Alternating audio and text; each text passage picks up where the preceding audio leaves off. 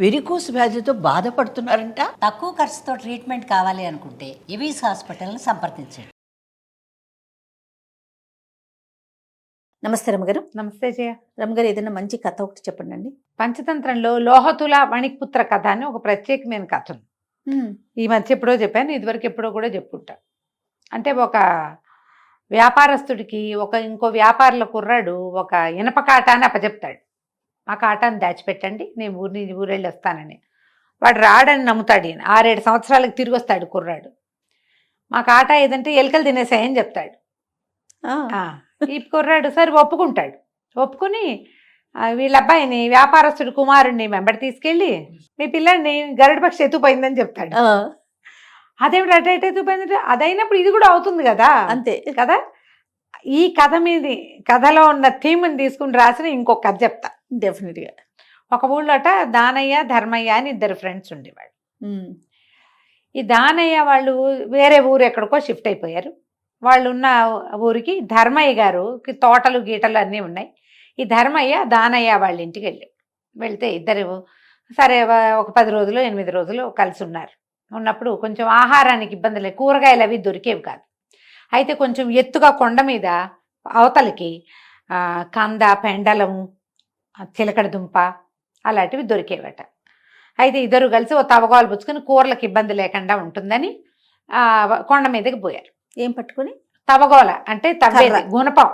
తవగోల అంటే చిన్న సైజు గుణపం. పెద్ద గుణపం అంటే పొడుగాటిది కదా, పెద్ద రాడుని గుణపం అంటారు. ఇంతుండేదాన్ని తవగోలు అంటారు. ఓకే.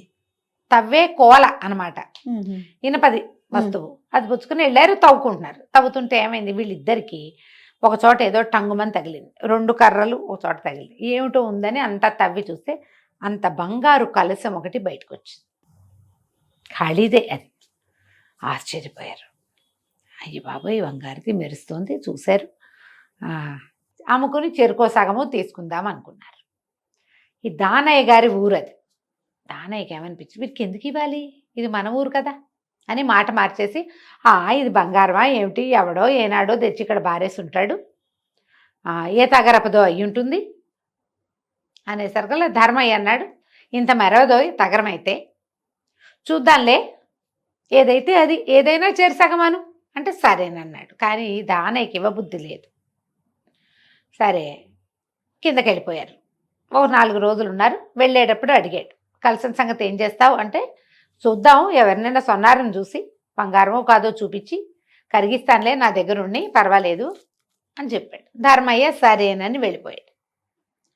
వెళ్ళిపోతే కొద్ది రోజులకి ఏదో ఊరెళ్ళిన స్వర్ణాచారి ఊరొచ్చాడు, వెనక్కి వచ్చాడు. ఈ దానయ్య గారి ఊరు. ఈయన దాన్ని చూపిస్తే అది ప్యూర్ గోల్డ్.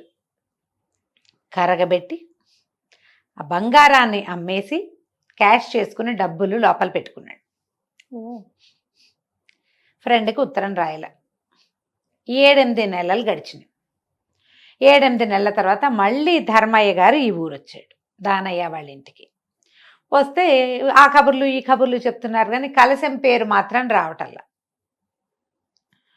సరే అడిగాడు ఆయనే, ఆ కలశం ఏం చేసావోయ్ అని అడిగితే, నేను అప్పుడే చెప్పలేదా, బంగారం కాదు ఏం కాదు, తగరం అయ్యి దాన్ని కరగబెట్టేసరికల్లా అంతా కొలిమిలోనే పడిపోయింది, ఏమీ లేదు, వృధా పని, ఎవడో ఒకడు పారేసుకుని ఉంటాడు, మనకు దొరికింది అని చప్పరిచ్చేశాడు. ఈయనకి ఏమనిపించింది, అబద్ధం చెప్తున్నాడు. అబద్ధం. అతను ఇంకొక 2 ఎకరాల పొలం కొన్నాడు. ఈయనకు ఆల్రెడీ ఉన్న పొలం కాక అది వరి పండే పొలాలు, ఇంకో 2 ఎకరాలు కొన్నాడు. అది ఈయన ఊళ్ళోకి వస్తుంటేనే ఎవరో ఒక పాత తెలిసిన రైతు చెప్పాడు, మీ స్నేహితుడు 2 ఎకరాలు కొన్నాడు అని.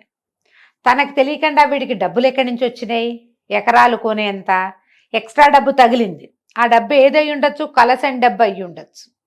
ఆయన ఏం మాట్లాడలే. నిజానికి అది కనపడింది కాబట్టి, ఇద్దరం కలిసి తవ్వాం కాబట్టి వచ్చింది. ఊరుకున్నాడు. ఊరుకొని ఏమన్నాడు, ఈ సంవత్సరం మాకు కూడా తోటలు బాగా పండినాయో, పొలం కొన్నానన్న మాట దానయ్య గారు ధర్మయ్యకి చెప్పల, తన ఫ్రెండ్కి చెప్పల. ఈయన తెలుసుకున్నాడు, ఆయన ఊహించేశాడు అదంతా. తోటలు బాగా పండుతున్నాయి, నిండుగా పళ్ళే ఉన్నాయి, మరి చిన్నపన్న జామ చెట్లు కూడా ఎండాకాలానికి బాగా పండుతున్నాయి, పిల్లలిద్దరిని పంపించు, శుభ్రంగా కరువు తీర పళ్ళు తింటారు, మీ ఊళ్ళల్లో పళ్ళు లేవు, ఒట్టా వరి తెప్పిస్తే ఇంకేమీ లేదు అని అంటే సరేనన్నాడు. ఈయనకి రాము చిట్టి అని 2 పిల్లలు ఉన్నారు దానయ్య గారికి. ధర్మయ్య గారు వెళ్తూ వెళ్తూ ఓ బండి మాట్లాడుకుని చిన్నపిల్లలిద్దరిని బండి ఎక్కించుకుని తీసుకుపోయాడు. తీసుకెళ్ళాక పిల్లలిద్దరూ హ్యాపీగా తోటల్లో పడి తింటూ తిరుగుతూ హాయిమని ఉన్నారు. ధర్మయ్య గారికి పిల్లలు ఉన్నారు కానీ పెద్ద పెద్ద మగ పిల్లలు, వీళ్ళు చిన్న పిల్లలు కదా. తిరుగుతుంటే ఈయన ఏం చేశాడు, ఒకరోజు తోటలోంచి 2 కోతి పిల్లలు దొరికితే తీసుకొచ్చాడు. ఆ 2 కోతి పిల్లల్ని ఈ పిల్లలిద్దరికీ అప్పచెప్పాడు. అప్పచెప్పేసరికల్లా పిల్లలిద్దరూ తమ పేర్లే పెట్టుకున్నారు. రాము రాము అని పెట్టాడు, చిట్టేమో చిట్టి అని పెట్టుకుంది. రాము చిట్టి అని పిలిస్తే కోతి పిల్లలు పరిగెత్తుకుంటూ వచ్చేవి. ఈ పిల్లలిద్దరూ శుభ్రంగా వాటికి ఆ పళ్ళు ఈ పళ్ళు అన్నీ తినిపించి అన్నం తింటుంటే పక్కన కూర్చోబెట్టుకుని స్నానాలు చేయించి తమ చెరువుకి వెళ్తే వాటిని కూడా వెంబడబెట్టుకు తీసుకుపోయి 10 రోజుల్లో బాగా మాలిం చేసేసుకున్నారు ఆ కోతి పిల్లలు. ఆడుకోబుద్ధి అయినప్పుడల్లా ఆ తోటల్లోకి పోవటం, వెళ్ళి మామిడి పళ్ళు ఏవి అందితే అవి, పచ్చికాయలు అందితే పచ్చివి, పళ్ళు ఏమైనా కనబడితే అవి, సపోటాలు పండేవి అవి తినేవాళ్ళు. అక్కడి నుంచి జామ పళ్ళు పండేవి, ఎండాకాలాన పండుతాయి కదా. బొప్పాస పళ్ళు విస్తారంగా కాసినాయి, అవి తిని పిల్లలు నున్నగా బంతుల్లాగా అయ్యారు. ఎండాకాలం నెల 15-20 రోజులు గడిచిపోయింది. దానయ్య గారు పెళ్ళం పిల్లలిద్దరిని పంపించావు, ఆ ఎండలో పడి ఏముంటున్నారు, పోయి తీసురా అంటుంటే ఈయన సరే వస్తాను వెళ్దామనుకుంటే ఈ దానయ్య గారు వీళ్ళ ఇంటికి రావడానికి కాసేపటికి ముందే పిల్లలిద్దరూ తోటల్లోకి వెళ్ళిపోయారు. సరే ఆయన లోపలికి వచ్చాడు. ఆయన కాసేపు కూర్చుని కబుర్లు చెప్పుకున్నారు, ఏదో కాస్త తిన్నారు. ఏమిటో మా పిల్లలు అసలు కనపట్టలేదు, కేకేయి ఎక్కడున్నారో కేకేయించు, మరి నేను కూడా రేపు వాళ్ళని తీసుకుపోతాను అనగానే ఈయన ఏం చేశాడు, రాము చిట్టి అని గట్టిగా పిలిచాడు. పిలిచేసరికల్లా కోతి పిల్లలు ఉన్నాయి కదా, వాటికి పేర్లతో పిలిచే అలవాటు అయిందిగా. పైగా ఇప్పటికి 4 రోజుల నుంచి అవి ఇంట్లోనే ఉంటున్నాయి. ఎవరు వచ్చినా వాళ్ళ మీదకి ఎక్కిపోవడం అలవాటు అయిపోయింది. లోపల నుంచి పరిగెట్టుకుంటూ వచ్చేసి పిల్ల కోతులు 2, ఒకటి ఈయన నెత్తి మీద, రెండోది ఆయన నెత్తి మీద ఎక్కినాయి. ఎక్కగానే నిర్ఘాంతపోయాడు. వాటి కొత్త పాత లేదు, ఎవరు వస్తే వాళ్ళ మీద ఎక్కేస్తున్నాయి. వీళ్ళింట్లో వీళ్ళు భార్యాభర్త 2-3 మగ పిల్లలు ఉన్నారు, వాళ్ళు ఒక 5-6, 2 చిన్నపిల్లలు, 4 పనివాళ్ళు. ఎవరు పిలిస్తే వాళ్ళ నెత్తి మీద ఎక్కేస్తున్నాయి. వీళ్ళు ఎక్కేసరికల్లా ఏమిటో ఇదేమిటో అన్నాడు ఆయన రానయ్య గారు. అనగానే అదేనయ్యా మీ పిల్లలు, ఇదిగో రాము చిట్టి, ఏమిటో వచ్చినప్పుడు బాగానే ఉన్నారు కానీ తోటల్లోకి వెళ్ళడం మొదలు పెట్టాక ఇలా అయిపోయారన్నాడు. నిర్ఘాంతపోయాడు. పలుకుతున్నాయి అవి రాము చిట్టి అనేసరికి ఆయనకి నోట్లోంచి మాట రాల. అదేమిటో మా పిల్లలు కోతులైపోయారా అన్నాడు. అనేసరికి ఏముంది, బంగారపు చెంబు తగరపు చెంబు అయిపోలా అలాగే అన్నాడు. అనగానే ఆయన తెల్లబోయాడు, గుటకలు మింగేశాడు. క్షమించు ధర్మయ్య, బాగా ఆశపడ్డాను, పొరపాటు. ఏమిటి ఈ కన్ఫ్యూజన్, ఏమిటో అర్థం కావట్లేదు, ఈ పిల్లలు ఏమిటి కోతులు ఏమిటంటే ఒక్క 10 నిమిషాల్లో బయట నుంచి అరుచుకుంటూ రాము చిట్టి, ఇద్దరు రాము చిట్టి అని పిలుచుకుంటూ లోపలికి వస్తున్నారు. ఈ కోతి పిల్లలు 2 వెళ్ళి చేరుకొని ఎత్తి మీద ఎక్కినాయి. ఒకటి రాము, ఒకటి చిట్టి. ఆయన పిల్లల్ని చూసేసరికి అనిపించింది, నేను వీడికి వాటా ఇవ్వాల్సిన బంగారాన్ని నేను కొట్టేసి 2 ఎకరాల పొలం తీసుకుంటే నెలన్నరలో పిల్లలు ఇంచి పొడిగేదికి తలా ఒక చెరుకో 4 కేజీలు బరువు పెరిగారు.